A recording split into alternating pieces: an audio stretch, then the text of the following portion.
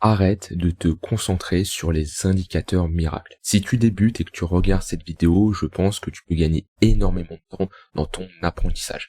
Quelqu'un qui débute, la plupart du temps, ce qu'il va faire, c'est de chercher l'indicateur miracle. L'indicateur qui lui permet de savoir quand rentrer en position, quand acheter et quand vendre. Bon, l'indicateur le plus connu en général des gens qui commencent, c'est le RSI, où il part du principe, si on est dans la borne de haute, au-dessus de 75-80, on est dans une zone où on cherche à vendre, et si on est dans la borne basse, on cherche à acheter. Voilà, c'est l'indicateur le plus connu, c'est l'indicateur où quand on arrive sur les marchés, on commence à l'utiliser. Malheureusement, il n'y a pas d'indicateur miracle. Et ce qu'il faut comprendre, c'est que quand tu débutes, la première chose que tu dois faire, c'est pas de chercher des indicateurs. C'est pas du tout ça. Un indicateur est basé sur le prix, d'accord? Donc, apprends à comprendre le prix, les mécanismes du prix, les différentes phases d'un marché, lire un carnet d'ordre, comprendre qu'est-ce que ça fait quand une position s'ouvre, quand une position se ferme, etc., etc.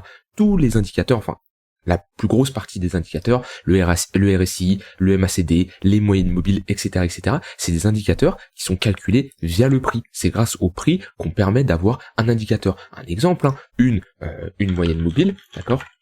On met une moyenne mobile de 200 périodes, c'est grâce au prix, hein, alors là je suis pas en 200 périodes, mais je suis en 9, une moyenne mobile de 200 périodes, voilà, elle est calculée via le prix, elle est calculée grâce aux 200 précédentes bougies qui permet d'avoir une moyenne. Et ça sert à rien de chercher un indicateur si avant tu n'as pas fait l'effort de comprendre le prix. Donc ça c'est quelque chose de très important, ne cherche pas l'indicateur miracle. Donc voilà, la plupart des indicateurs qui sont utilisés, le MACD, le RSI, les moyennes mobiles, les points pivots, etc., même les points pivots que j'utilise tous les jours, c'est un indicateur, un outil bien sûr qui permet d'avoir une meilleure lecture du prix, puisque ces points pivots sont calculés via les clôtures précédentes. Les moyennes mobiles sont calculées via les 200 précédentes bougies, enfin en fonction de la période qu'on met, la longueur qu'on met, voilà, en fonction de cette longueur qu'on met, ça nous calcule une moyenne mobile. Mais c'est tout simplement une représentation du développement du prix sous la forme d'une moyenne mobile, des points pivots, etc., etc. C'est pour avoir une meilleure visualisation.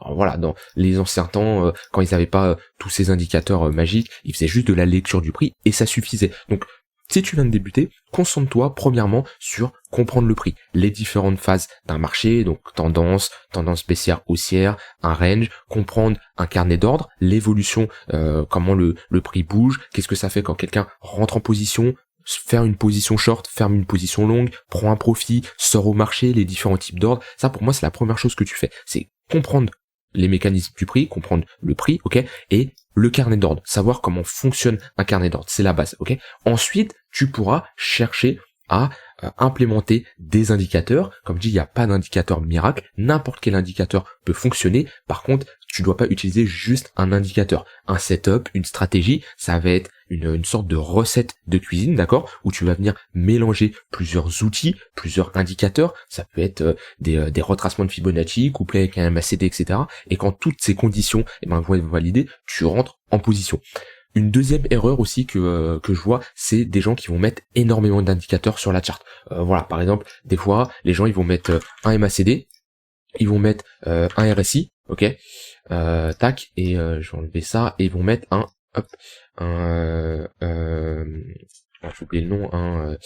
j'ai oublié le nom, un stochastique RSI. Voilà. Hop, voilà. Et ils vont avoir comme ça 3 indicateurs de momentum qui leur dit exactement la même chose. C'est inutile. C'est inutile d'avoir 3, 4 indicateurs, les mêmes indicateurs de momentum, d'accord? MACD, RSI et le stock RSI, globalement, ils font la même chose. Ils sont pas calculés de la même manière, mais globalement, ils vous donnent la même chose. Donc ça, c'est des gens, ils vont chercher à s'embrouiller et souvent, ils sont amenés à avoir le biais de confirmation. Ça veut dire qu'ils ont tellement peur de rentrer en position qu'ils accumulent les indicateurs pour que tout soit ouvert et il y aura jamais tout qui soit ouvert. Donc faites quelque chose de simple, ça sert à rien de faire le plus compliqué possible. Or certains peuvent dire que des fois mes charts ils ressemblent à pas grand chose parce que bon globalement j'utilise les moyennes mobiles et enfin mes tunnels Vegas et les points pivots. Alors c'est vrai que quand on regarde une charte comme ça on peut penser que la personne va faire une crise d'épilepsie parce que il y a des couleurs partout, mais c'est des indicateurs très simples, d'accord. Les tunnels Vegas que j'utilise c'est tout simplement des moyennes mobiles exponentielles sur plusieurs unités de temps. Donc au lieu d'avoir une EMA, hop, une moyenne mobile exponentielle, donc si je mets 200 périodes, voilà, hop, on va la mettre comme ça, hop, on va la mettre en grosse et en blanc, voilà.